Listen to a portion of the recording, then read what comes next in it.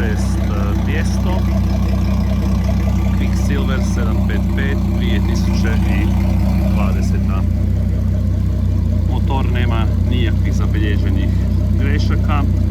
Evo sad ćemo raditi čitanje povijesti rada motora.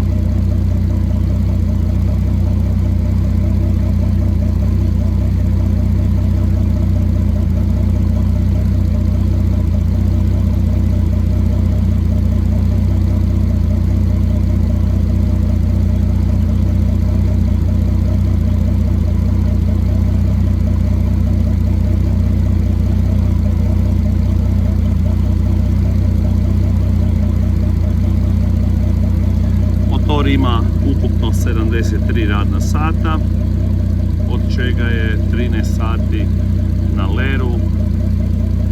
Znači samog glisiranja ima nekakvih 13,7 i 3,8 radna sata i motor nikad nije bio u punim pokretajima.